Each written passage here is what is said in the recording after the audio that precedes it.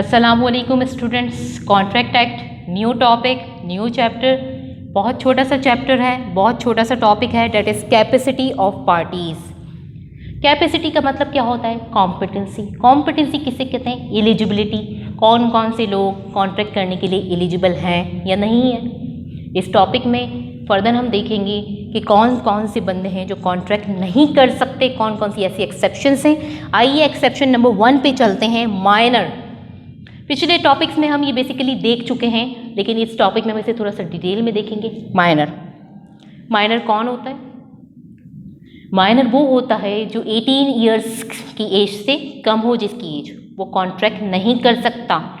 लेकिन एक special contract है जिसे हम क्वाज़ाई कॉन्ट्रैक्ट कहते हैं, वहाँ पे स्पेशल एक्सेप्शन के तहत माइनर कॉन्ट्रैक्ट कर सकता है। जब इस टॉपिक को हम डिस्कस करेंगे तो वहाँ पे देखेंगे वो एक्सेप्शन कौन कौन सी है। लेकिन इस टॉपिक के हिसाब से आप ये समझिए कि माइनर बिल्कुल कॉन्ट्रैक्ट नहीं कर सकता। An agreement with minor is एब इनिशियो। क्या मतलब हुआ? An agreement with minor is एब इनिशियो।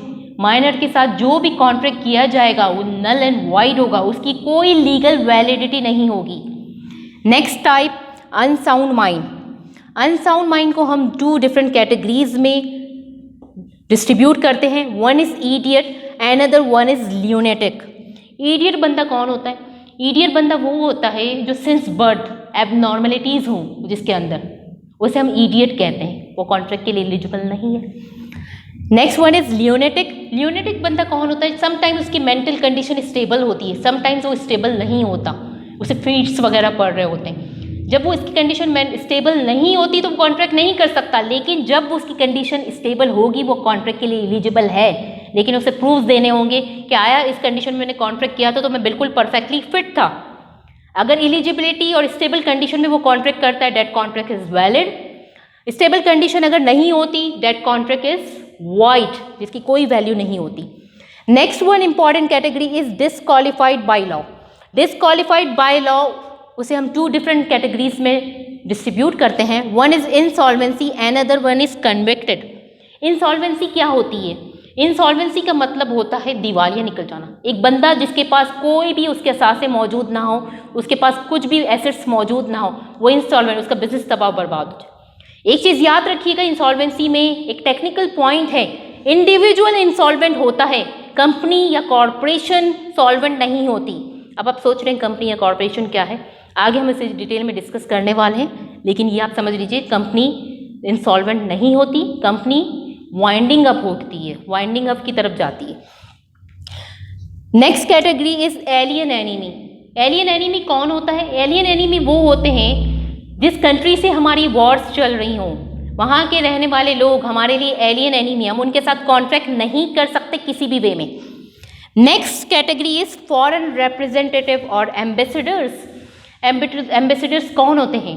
फॉरेन कंट्री में, फॉरेन कंट्री से जो हमारे मुल्क में अपने कंट्री के इंटरेस्ट को प्रोटेक्ट करने के लिए जो लोग आते हैं, उसे हम फॉरेन रिप्रेजेंटेटिव कहते हैं। उनसे हम किसी भी वे में कॉन्ट्रैक्ट नहीं कर सकते। क्यों कॉन्ट्रैक्ट नहीं कर सकते? उन्हें इम्यूनिटी हासिल होती है, उनके खिलाफ हम कोई भी केस नहीं ले कर जा सकते। लास्ट वन, कंपनी और कॉरपोरेशन। कंपनी क्या होती है? कॉरपोरेशन क्या होती है? कंपनी बेसिकली एक आर्टिफिशियल पर्सन है। क्या मतलब?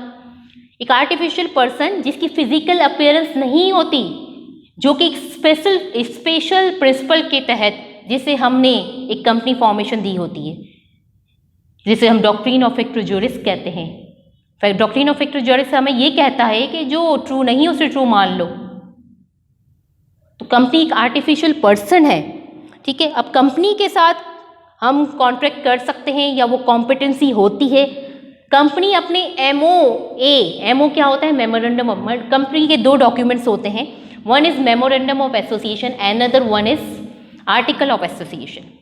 कंपनी का जो सुप्रीम डॉक्यूमेंट्स है, जिस पे कंपनी फॉर्म की जाती है, जहाँ पे जिसके ऑब्जेक्टिव्स लिखे जाते हैं, उसका पर्पस लिखा जाता है, उसके अगेंस्ट जाके हम कोई भी कॉन्ट्रैक्ट नहीं कर सकते, वो कॉम्पिटेंट नहीं होता है। उस वहाँ पे एक टर्मिनोलॉजी यूज़ होती है, डेट इज अल्ट्रा वायरस।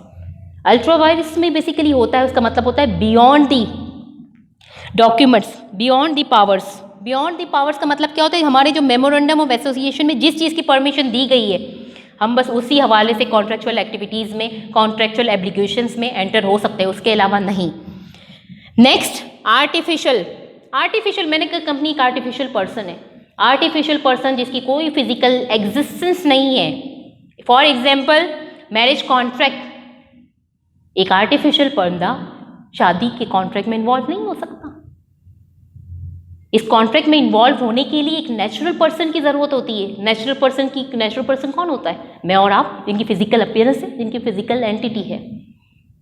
आज के इस टॉपिक में हमने कैपेसिटी ऑफ पार्टीज़ को डिस्कस किया कि कौन सी ऐसी पार्टीज़ हैं जो कॉन्ट्रैक्ट के लिए कॉम्पिटेंट नहीं है, एलिजिबल नहीं है।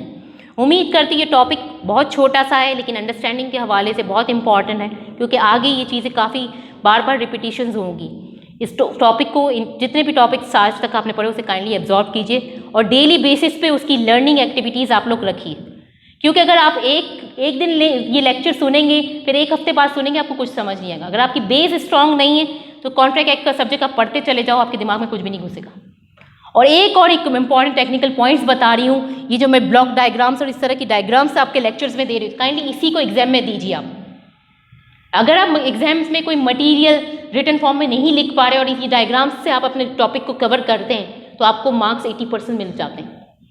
उम्मीद करती हूँ यहाँ तक आपके लेक्चर्स आपको समझ आए होंगे। इंशाल्लाह नेक्स्ट टॉपिक के साथ फिर हाजिर होंगी। अल्लाह हाफ़िज़।